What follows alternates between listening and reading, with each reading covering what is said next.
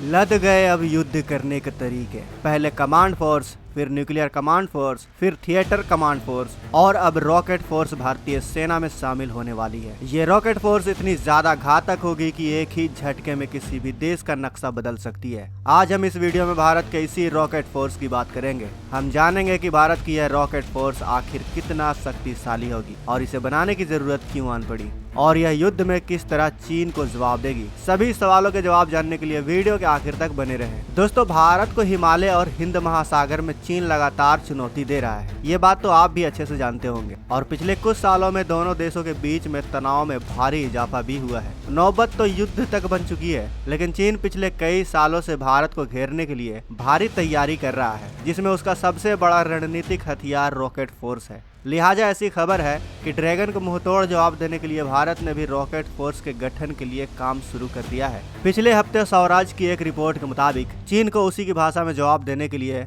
भारत कम दूरी के बैलिस्टिक मिसाइलों को स्टोर करने के लिए सीमावर्ती राज्यों में मल्टी फंक्शनल भंडार सुरंगों का निर्माण कर रहा है। स्वराज ने सूत्रों के हवाले से बताया है कि भारत की तरफ से ऐसी सुरंगों का निर्माण किया जा रहा है जो किसी भी हमले की स्थिति में इन मिसाइलों को सुरक्षित रखेंगी और इन सुरंगों के जरिए भारत सटीकता के साथ फौरन दुश्मन को अपना निशाना बना सकता है। रिपोर्ट के मुताबिक भारत सरकार ने परले मिसाइल का इस्तेमाल चीन के साथ साथ पाकिस्तान से लगती सीमा पर भी करने का फैसला लिया है, जिसका मुख्य लक्ष्य दुश्मन की सैन्य भंडारण क्षमता होगी। दरअसल भारत को मिसाइल फोर्स बनाने की जरूरत इसलिए पड़ी क्योंकि चीन की People's Liberation Army Rocket Force यानी PLARF, जिसे पहले सेकेंड आर्टिलरी फोर्स के रूप में जाना जाता था, उसके पास दुनिया की सबसे बड़ी जमीन आधारित पारंपरिक मिसाइल फोर्स है। PLA की दूसरी आर्टिलरी फोर्स से PLARF तक का विकास किया गया है, जिसे चीन अब अपनी नौसेना, वायुसेना और थल सेना के जरिए इस्तेमाल कर सकता है। चीन ने साल 2017 से 2019 के बीच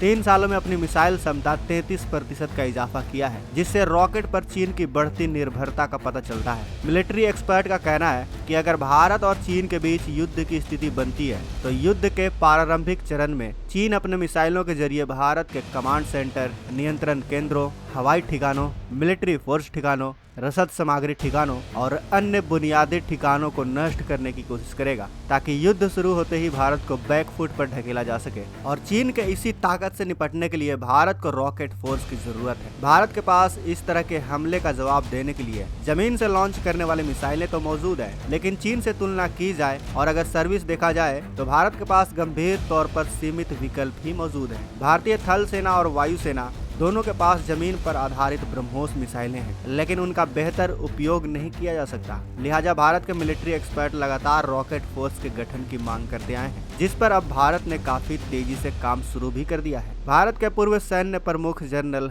मनोज नरवणे भी कहते हैं कि भविष्य में सैन्य संघर्ष का स्वरूप पूरी तरह से अलग होने वाला है। ऐसी रिपोर्ट है कि चीन भी काफी तेजी से ऐसे इंफ्रास्ट्रक्चर का विकास कर रहा है, जिसमें सैन्य अड्डों के अलावा रेलवे लाइंस भी शामिल है, जिनके जरिए हथियारों का ट्रांसपोर्टेशन काफी आसानी से किया जा सकता है। ऐसे में भारत भी काफी तेजी से इंफ्रास्ट्रक्चर और सुरंगों का निर्माण कर रहा है, ताकि चीन को बेहतर तरीके से जवाब दिया जा सके। भारत ने पिछले कुछ सालों में अपनी मिसाइलों को तेजी से विकास करना शुरू कर दिया है और भारत ने चीन के साथ ताजा सीमा तनाव के बीच अपनी परमाणु सक्षम अग्नि 5 मिसाइल का रात्रि परीक्षण किया है। सूत्रों का दावा है कि अग्नि 5 भारत की सबसे दुर्योग्य मिसाइलों में से एक है, जो 5000 किलोमीटर की दूरी तक मार करने में सक्षम है और चीन के सबसे उत्तरी हिस्सों में मार करने में भी सक्षम है। सूत्रों का तो यह भी कहना है कि चीनी घुसपैठ से पता चलता है कि चीन एक तरफा तरीके से सीमा की यथास्थिति को बदलने की कोशिश कर रहा है। आपकी जानकारी के लिए बता दें कि चीन के पास भी रॉकेट फोर्स मौजूद है। चीन के रॉकेट फोर्स के पास इस वक्त अनुमानित तौर पर 300 के करीब परमाणु बम और करीब 2500 बैलिस्टिक मिसाइलें हो सकती है।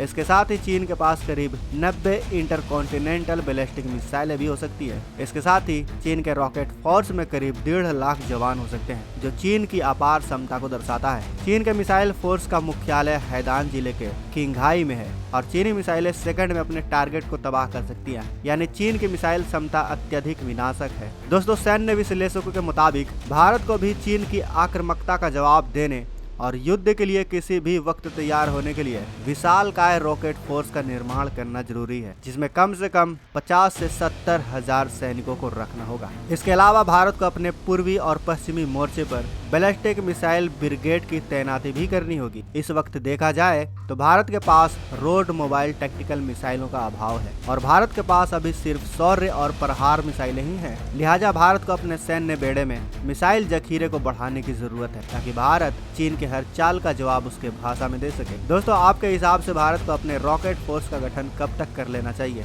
हमें कमेंट बॉक्स में वैसे बताएं। वीडियो अच्छी लगे तो वीडियो को लाइक करें, अपने दोस्तों के साथ फेसबुक पर, व्हाट्सएप पर, यूट्यूब पर शेयर जरूर करें। मिलते हैं अगले वीडियो में। जय हिंद, जय भारत। दोस्तों, अगर आपको ये वीडियो पसंद आए तो वीडियो को लाइक करें, सब्सक्राइब करें और इस घंटे को बजाय ऑल प्रेस करें हमारी वीडियो सबसे पहले देखने के लिए।